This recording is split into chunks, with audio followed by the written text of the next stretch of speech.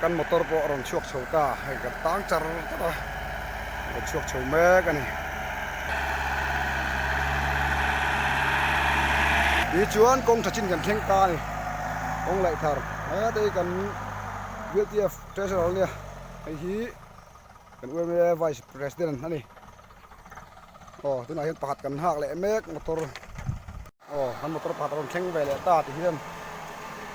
ti hian motor pahnih in kan kala kong thachin ron chuak ve chini